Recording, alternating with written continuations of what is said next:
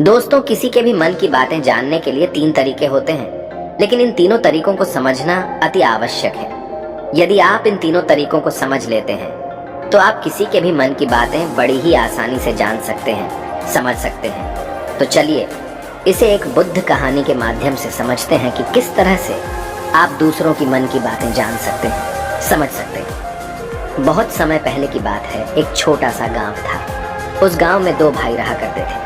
बड़ा भाई अंधा था, जिस कारण वो हमेशा घर पर ही बैठा रहता था, और छोटा भाई खेती किया करता था। लेकिन खेतों में अधिक जानवर आने से पूरी फसलें नष्ट हो जाती थी, जिस कारण छोटा भाई बहुत परेशान हो चुका था। तभी उसे एक तरकीब सूझी। एक दिन उसने सोचा, खेतों में से इन जानवर को भगाने के लिए क्यों ना मैं अपने बड़े भाई की मदद लूं। वैसे भी बड़े भैया अंधे, अगर वह खेत में बैठे रहेंगे और जानवरों की आहट आने पर वो उन्हें जोर से चिल्लाकर भगा सकते हैं, जिससे हमारी फसलें बच सकती हैं। इसलिए उन्हें मैं खेत में बिठा देता हूँ।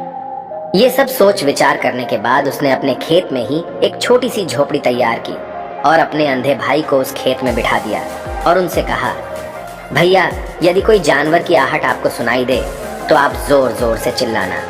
ये सुनकर वो जानवर यहाँ से भाग जाएंगे और हमारी फसलें नष्ट होने से बच जाएगी।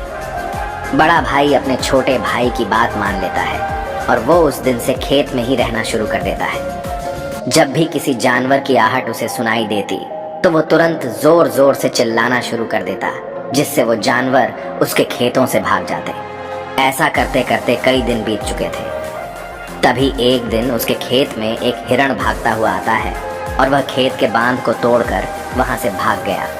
लेकिन उसी हिरण का पीछा करते हुए एक राजा भी उस खेत में आ पहुंचा। तभी राजा की नजर उस अंधे भाई पर पड़ती है। राजा उस व्यक्ति से कहता है, देखो, मैं यहाँ पर एक जानवर का पीछा करते हुए आया हूँ।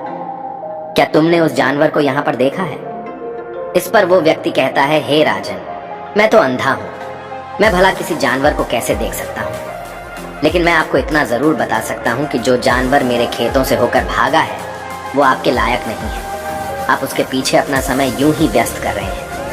राजा उस अंधे व्यक्ति की बात सुनकर बड़ा अचरज में पड़ गया। वो ये सोचने लगा कि आखिर ये तो अंधा है, फिर इसे कैसे पता कि जिस हिरन को मैं तलाश रहा हूँ वह हिरन मेरे लायक है ही नहीं। ये अंधा व्यक्ति मुझे कैसे बता सकता है? तभी राजा उस अंधे व्यक्ति से कहता है, कहीं तुम मुझसे झूठ तो नहीं कह रहे? एक तरफ तुम ये कहते हो कि तुम अंधे हो और दूसरी तरफ तुम ये भी कह रहे हो कि जो जानवर यहाँ से भागा है वो मेरे लायक नहीं है। इस पर वो अंधा व्यक्ति कहता है, हे राजन, जिसे आप एक हिरण समझ रहे हैं, असल में वो एक हिरण नहीं है बल्कि एक हिरणी है, और वो भी गर्भवती है। और जहाँ तक मुझे ज्ञान है, मैंने कभी किसी राजा को किसी गर्भवती हिरणी का शिकार करते हुए नहीं सुना है। और इसी कारण मैं आपसे ये कह रहा हूँ कि वो हिरणी आपके लायक नहीं है। आप उसके पीछे अपना समय व्यर्थ ना करें। यह सुनकर राजा और भी अचरज में पड़ गया। वो ये सोचने लगा कि आखिर ये अंधा आदमी ये कैसे जान सकता है कि वो हिरणी है और गर्भवती है। राजा कुछ देर सोच विचार करने के बाद अपने सेनापति से कहता है, सेनापति जी, मुझे वो जानवर जिंदा चाहिए, क्योंकि मुझे यह पता करना है क्या वह हिरणी है और क्या वह गर्भवती है। क्योंकि यह अंधा आदमी बहुत विश्वास के साथ कह रहा है और मुझे इस बात की पुष्टि करनी है। यदि वह हिरणी हुई और गर्भवती हुई तो वह हमारे शिकार के लायक नहीं है, क्योंकि हम तो एक हिरण का पीछा कर रहे थे। इसलिए जाओ और पता करो कि क्या वो हिरणी है। सेनापति राजा से आज्ञा लेकर आगे की ओर बढ़ चलता है और कुछ देर बाद जब वह वापस लौट कर आता है तो वह राजा को कहता है, हे राजन, इस अंधे आदमी ने जो भी बातें कही हैं वो बिल्कुल सही हैं। वो एक हिरणी ही है और वह गर्भवती भी है। यह सुनकर राजा आश्चर्यचकित रह गया। उसे समझ नहीं आ रहा था कि आखिर अंधा आदमी कैसे पता कर सकता है कि वह जानवर एक हिरणी है, और तो और वह गर्भवती है। भला एक अंधा आदमी यह कैसे देख सकता है, यह कैसे जान सकता है? आखिर इसे यह कैसे पता चला? ऐसे कई सारे प्रश्न अब राजा के मन में उमड़ने लगे। अब राजा ने यह ठान लिया था कि मुझे इस बात की तह तक पहुंचना ही है कि आखिर यह अंधा आदमी कैसे जानता है कि वह जानवर एक हिरणी है। ये सोचकर राजा उस अंधे आदमी के पास जाता है और उस अंधे आदमी से कहता है, देखो, मैं ये तो नहीं जानता कि तुम सचमुच अंधे हो या नहीं, लेकिन मैं तुमसे एक बात जानने आया हूँ। क्या तुम मेरे प्रश्न का सही सही जवाब दोगे? इस पर अंधा व्यक्ति कहता है, हे राजन, आप जो कुछ पूछना चाहते हैं मुझसे पूछ सकते हैं, मैं आपको बिल्कुल सच सच जवाब दूंगा। इस पर राजा कहता है, देखो, एक तो तुम कहते हो कि तुम अंधे हो और दूसरी तरफ तुमने यह बता दिया कि जिस जानवर का पीछा मैं कर रहा हूँ वह एक हिरणी है, और तो और वह गर्भवती भी है। आखिर तुम्हें यह कैसे पता चला? तुम्हारे खेत में और भी तो जानवर आते होंगे, और भी तो जानवर यहाँ से गुजरते होंगे, फिर तुमने यह कैसे अंदाजा लगाया? तभी वह अंधा व्यक्ति राजा से कहता है, हे राजन, आप जिस हिरणी का पीछा कर रहे थे वही हिरणी जब मेरे खेत में आई, उसकी रफ्तार और उसके भागने की आहट से मुझे यह एहसास हो चुका था कि यह एक हिरणी है, और मेरे खेत की जो बांध है वह बहुत छोटी है, उसकी ऊंचाई ज्यादा नहीं है। यदि कोई हिरण होता तो उस बांध को बड़ी आसानी से लांघ जाता, लेकिन वह हिरणी इस बांध को तोड़कर भागी है, और यदि वह इस बांध को छलांग लगाकर पार करने का प्रयास करती तो इससे उसके बच्चे को खतरा होता, और इसी बात से मैंने यह पता लगा लिया कि वह गर्भवती है। इस कारण वह ज्यादा ऊंची छलांग न लगाकर मेरे खेत की बांध को तोड़ते हुए भाग गई। इस पर राजा के मन में एक और प्रश्न उठा। राजा ने कहा, किंतु तुम्हें कैसे पता चला कि वो एक हिरणी ही है, और भी तो कोई जानवर यहाँ पर आ सकते हैं? इस पर वो अंधा व्यक्ति कहता है, हे राजन, मैं पूरा दिन सुबह शाम यहीं पर बैठा रहता हूँ, और मेरी सुनने की शक्ति बहुत तेज है। मैं ये बाँफ जाता हूँ कि कौन सा जानवर मेरे खेत में आया है, और उसी के आधार पर मैं जोर जोर से चिल्लाता हूँ ताकि वो मेरे खेत से भाग जाए और मेरे खेत की फसलों को नष्ट ना कर पाए। राजा उस अंधे आदमी का यह जवाब सुनकर पूरी तरह से संतुष्ट हो चुका था। वो मन ही मन ये सोच रहा था कि आदमी भले ही अंधा हो, लेकिन ये तो बड़ा ज्ञानी मालूम पड़ता है। इस आदमी से कुछ ना कुछ तो काम निकलवाना ही चाहिए। ये विचार लिए हुए राजा वहां से वापस अपने महल की ओर लौट जाता है। राजमहल पहुंचते ही राजा उस अंधे व्यक्ति से कहता है, आप तो बड़े ज्ञानी व्यक्ति हैं, आपको किसी भी बात का पता बड़ी आसानी से चल जाता है। आज मैंने आपको यहाँ पर इसलिए बुलाया है क्योंकि मैं आपसे ये जानना चाहता हूँ कि मेरी पत्नी पतिव्रता है या नहीं। इस पर वो अंधा व्यक्ति कहता है, हे राजन, ये कैसा प्रश्न हुआ? इस पर राजा कहता है, मैंने आपसे बिल्कुल उचित प्रश्न किया है, मुझे इस प्रश्न का उत्तर दीजिए। इस पर वो अंधा व्यक्ति कहता है, हे राजन, ये सारी बातें जाने दीजिए। आपकी शादी को इतने साल बीत चुके हैं, और अब आप ये बात क्यों जानना चाहते हैं? आपके मन में ऐसे प्रश्न क्यों उठ रहे हैं? इस पर राजा जिद करते हुए कहता है, देखिए, आपको मुझे इस प्रश्न का उत्तर तो देना ही होगा। यदि आप मुझे इस प्रश्न का उत्तर नहीं देंगे तो मैं आपको मृत्यु दंड दे दूंगा। राजा के मुख से यह बात सुनकर वो अंधा व्यक्ति कहता है, हे राजन, यदि आप इस प्रश्न का उत्तर चाहते हैं तो उसके लिए आपको मेरा एक काम करना होगा। राजा कहता है, बोलो, मुझे क्या काम करना होगा? इस पर व्यक्ति कहता है, इसके लिए आपकी पत्नी को मेरे साथ कमरे में अकेले छोड़ना होगा। उस अंधे व्यक्ति की यह बात सुनकर राजा पहले तो क्रोधित हो जाता है, लेकिन फिर कुछ सोच विचार करने के बाद वह उस व्यक्ति की बात मान लेता है और अपने सेनापति को आदेश देता है, सेनापति जी, इस व्यक्ति को और मेरी पत्नी को एक कमरे में कुछ देर के लिए अकेला छोड़ दे। सेनापति बिल्कुल वैसा ही करता है। अब राजा की पत्नी और अंधा आदमी एक कमरे में बंद हो चुके होते हैं। तभी वो अंधा आदमी राजा की पत्नी से कहता है, मुझे आपको छूना है। इस बात पर रानी अत्यधिक क्रोधित हो जाती है और उस अंधे आदमी को वो पकड़ पकड़ कर पीटने लगती है, कभी हाथों से तो कभी लातों से तो कभी पटक पटक कर। इस तरह से उन्होंने उस अंधे आदमी की खूब पिटाई की। उसके बाद किसी तरह से वह अंधा आदमी अपनी जान बचाकर वहां से भाग निकलता है और वह राजा के पास पहुंचता है और वह राजा से कहता है, हे राजन, आपकी पत्नी पतिव्रता नहीं है। ये बात सुनकर राजा अत्यधिक क्रोधित हो उठता है और राजा अपनी तलवार निकालकर सीधा अपनी पत्नी की ओर जाता है और क्रोधित होकर वह अपनी रानी से कहता है, रानी जी, आज मैं जो भी सवाल आपसे करने वाला हूँ उसका मुझे सच सच जवाब दीजिएगा, और यदि आपने एक शब्द भी झूठ कहा तो मैं आपका अभी के अभी सर धड़ से अलग कर दूंगा। तभी आगे वह राजा कहता है, मुझे बताइए, क्या आप पतिव्रता हैं या नहीं? इस पर रानी कहती है, हे राजन, आप भले ही मुझे जान से मरवा दीजिए, लेकिन मैं पतिव्रता नहीं हूँ।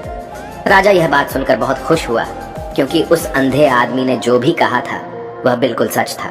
यह बात सुनकर तुरंत ही राजा उस आदमी के पास पहुंचता है और आकर उस अंधे आदमी से कहता है, तुम्हें कैसे पता चला कि मेरी पत्नी पतिव्रता नहीं है? इस पर वह अंधा आदमी कहता है, हे राजन, बड़ी सीधी सी बात है।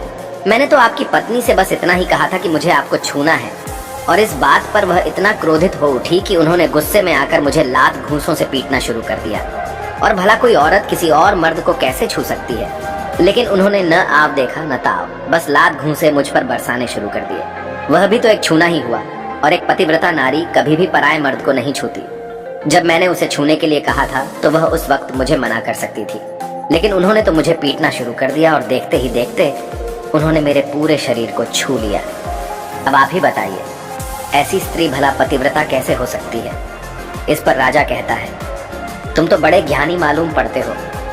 अच्छा ठीक है, चलो तुम मेरे एक प्रश्न का और जवाब दो। यदि तुमने मुझे इस प्रश्न का सही जवाब दे दिया तो मैं तुम्हें यहाँ से जाने दूंगा। आगे राजा उस अंधे आदमी से कहता है कि तुम मुझे यह बताओ, क्या मैं सच में अपने पिताजी का ही बेटा हूँ या फिर किसी और का? इस पर वह अंधा भी कहता है, हे राजन, इस बात से आपका क्या लेना देना? आप किसी की भी औलाद हो, आखिर आप हैं तो इस राज्य के राजा, इसलिए इस प्रश्न को जाने दीजिए। लेकिन राजा कहता है, नहीं, मुझे इस प्रश्न का सही जवाब चाहिए, अन्यथा यह प्रश्न मुझे हमेशा परेशान करता रहेगा। इसलिए मैं इसका सही जवाब जानना चाहता हूँ। यदि तुम इसका सही जवाब दे देते हो तो तुम यहाँ से जा सकते हो, मैं तुम्हें नहीं रोकूंगा। इस पर वह अंधा आदमी कहता है, हे राजन, इसके लिए तो मुझे आपके माँ के पास भी जाने की कोई आवश्यकता नहीं है। मैं आपको अभी यह बता सकता हूँ कि आप किसकी औलाद हैं, लेकिन उससे पहले मैं चाहता हूँ कि आप मुझसे एक वादा करें कि आप मुझ पर क्रोध नहीं करेंगे। राजन ने कहा, मैं तुमसे वादा करता हूँ, मैं तुम पर क्रोध नहीं करूंगा। इसके बाद वह अंधा आदमी राजा से कहता है, हे राजन, आप है तो अपने ही पिता के पुत्र, लेकिन आप पर एक कंजूस सेठ की छाया पड़ी हुई है। ये सुन राजा बहुत क्रोधित हो उठा और वह तुरंत तलवार निकालकर अपनी माँ के पास जा पहुंचा। वह वहां पर पहुंचने के बाद अपनी माँ से कहता है, माँ, मुझे सच बताइए, क्या मैं अपने ही पिता का पुत्र हूँ या नहीं? यदि आपने मुझे सही नहीं बताया तो वह यहीं पर अपने प्राण त्याग दूंगा। मुझे बताओ क्या सच है? इस पर उस राजा की माँ कहती है, बेटा, तू है तो अपने ही पिता का पुत्र, लेकिन तुम्हारे ऊपर एक कंजूस सेठ की छाया पड़ी हुई है। जब मैं एक बार नहाने के बाद अपना मुंह आईने में देख रही थी, तभी उस कांच के पीछे मुझे एक कंजूस सेठ नजर आता है और उसी की छाया तुम पर पड़ चुकी है। ये सुन राजा बहुत खुश हो जाता है और वह तुरंत दौड़ा वापस उस अंधे आदमी के पास पहुंचता है और उस अंधे आदमी से कहता है, तुम्हें यह कैसे पता चला कि मुझ पर एक कंजूस सेठ की छाया पड़ी हुई है? इस पर वह आदमी कहता है, हे राजन, आपने मुझसे कई सारे सवाल पूछे जिनका जवाब मैंने आपको सही दिया है। यदि कोई और राजा होता तो मुझे इसके बदले में ढेरों सारे इनाम मिल चुके होते, लेकिन अब तक आपने एक फूटी कौड़ी तक नहीं दी है। इस बात से ही मैंने अंदाजा लगा लिया था कि आप बहुत कंजूस हो।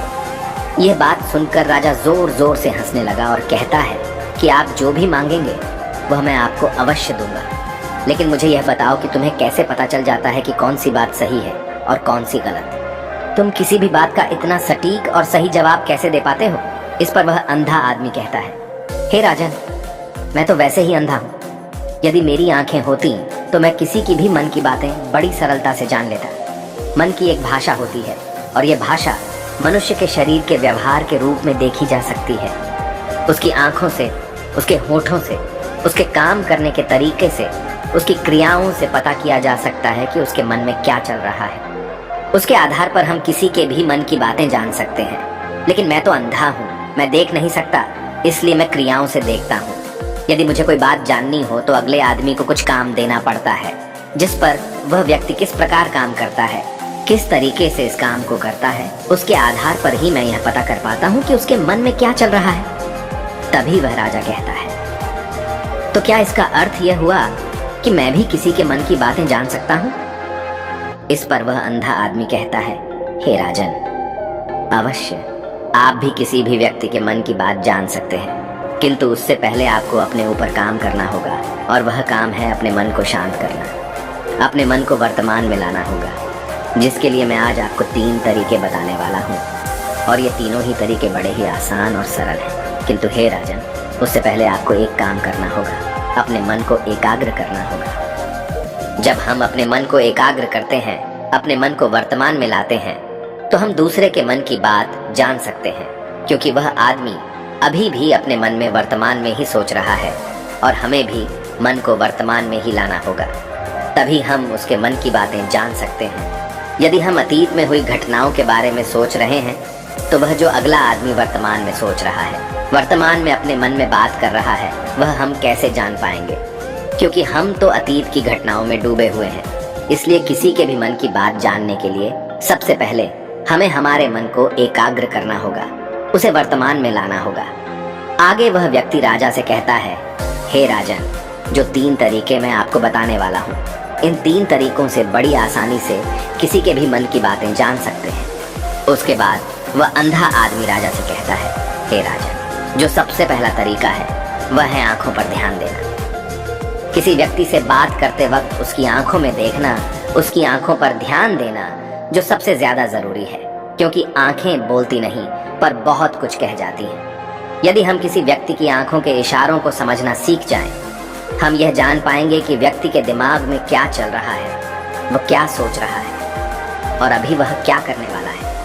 मेरे पास आंखें नहीं हैं, लेकिन मैंने अपने गुरु से यह विद्या सीखी है, क्योंकि बहुत सालों पहले मेरे पास आंखें थीं और मैं उस वक्त लोगों के मन की बातें केवल उनकी आंखों से ही जान लेता था। इसलिए यदि आप भी दूसरों की मन की बातें जानना चाहते हैं तो आपको भी उनकी आंखों पर गौर करना चाहिए, जैसे कि उनका आकार कैसा है, वह कब, कहाँ और किधर देख रहे हैं। यदि उसकी आंखें यहाँ वहाँ घूम रही हैं, जब आप उससे बातें कर रहे हैं तो वहाँ वह इधर उधर मोड़ रहा है, कभी ऊपर तो कभी नीचे या कभी आसपास, या फिर उसकी आंखें खुश नजर आ रही हैं या फिर आंखें निराश नजर आ रही हैं, जैसे कि चोर होता है।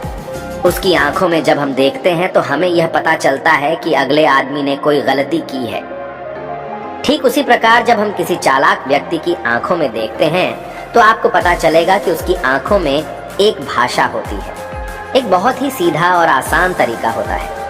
यदि आपको यह पता लगाना है कि सामने वाला व्यक्ति आपसे झूठ कह रहा है या फिर सही, तो आपको उसकी आंखों पर ध्यान देना अति आवश्यक है।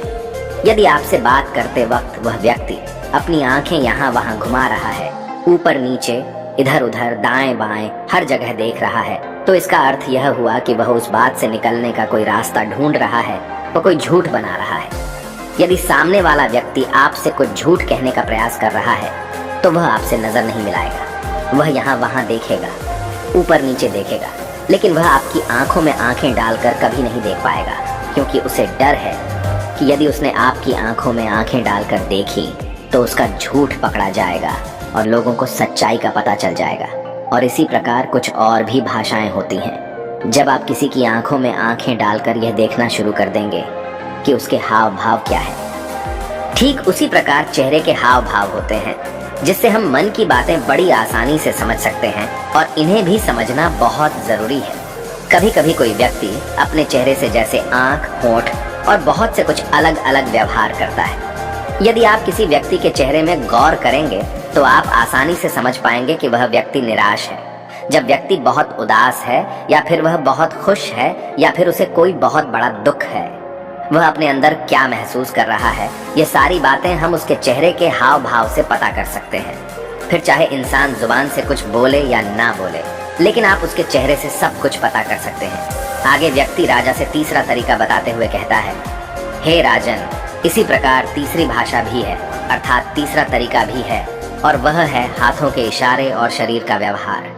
मन की बात समझने के लिए हमें हाथ के इशारे और शरीर के व्यवहार को समझना बहुत आवश्यक है। कोई व्यक्ति जब बात करता है तो आपने देखा होगा कि वो अपने हाथों को हिलाता रहता है, अपने हाथों से इशारा करता रहता है। बातों के साथ साथ अपना शरीर का जो व्यवहार है, अर्थात बॉडी लैंग्वेज, उसका भी पूरा उपयोग करता है, जिससे हमें यह पता चल पाता है कि वह व्यक्ति हमारी बातों पर कितना ध्यान दे रहा है और उसके मन में क्या चल रहा है। शरीर के व्यवहार को देखने के लिए उसके हाथ मटकाने, शरीर मटकाने और चेहरे पर बार बार हाथ लाने, हाथों का एक दूसरे से मसलना, ऐसी बहुत सी क्रियाएं होती हैं, उस पर हमें ध्यान देना अति आवश्यक है। मन की बात को समझने के लिए हमें शरीर के व्यवहार को भी समझना पड़ता है। यदि हम इन 3 तरीकों को सही तरीके से ध्यान देकर इन 3 तरीकों को अच्छे से समझ लेते हैं तो हम बहुत जल्दी किसी भी व्यक्ति के मन की बातें बड़ी सरलता और सहजता से जान सकते हैं। इसलिए यदि आपको किसी के मन की बातें जानी हैं तो आपको उसकी आंखों पर, उसके चेहरे पर, उसके शरीर के हाव भाव को और उसके हाथों को ध्यानपूर्वक देखना और समझना होगा, जिससे आप यह समझ पाएंगे कि आखिरकार उसके मन में क्या चल रहा है और वह क्या सोच रहा है। लेकिन उनसे पहले आपको अपने मन को एकाग्र करना होगा, शांत करना होगा और अपने मन को वर्तमान में लाना होगा। तभी आप उस व्यक्ति की इन सभी क्रियाओं पर ध्यान दे पाएंगे, उन्हें समझ पाएंगे। अन्यथा आप यदि अतीत की घटनाओं में व्यस्त हैं, भविष्य की योजनाओं में व्यस्त हैं, तो आप उस व्यक्ति के हाव भाव पर कभी ध्यान ही नहीं पाएंगे और न ही आप कभी यह समझ पाएंगे कि आखिर उस व्यक्ति के मन में क्या चल रहा है, वह क्या सोच रहा है। आपने देखा होगा कि ऐसे कई बड़े संत महात्मा हैं जो बड़ी ही शांति से आपको देखते हैं और आपको देखकर ही ये बता देते हैं कि आपके मन में क्या चल रहा है, आप उनसे क्या जानने आए हैं। और इसका सबसे बड़ा प्रमुख कारण यही है कि वह आपको पढ़ सकते हैं, आपको समझ सकते हैं, आपकी मन की बातें जान सकते हैं, क्योंकि उनका मन एकाग्र है, शांत है। और यही कारण है कि वह आपके मन की बातें बड़ी सरलता से समझ जाते हैं। यदि आपने अब तक पूरी कहानी को सुना है तो मैं आपसे एक छोटा सा अनुरोध करना चाहता हूँ। कृपया इस चैनल को सब्सक्राइब करें ताकि मैं आपके लिए और भी ऐसी ही ज्ञान से भरपूर कहानियां लेकर आ सकूं। नमो बुद्धाय।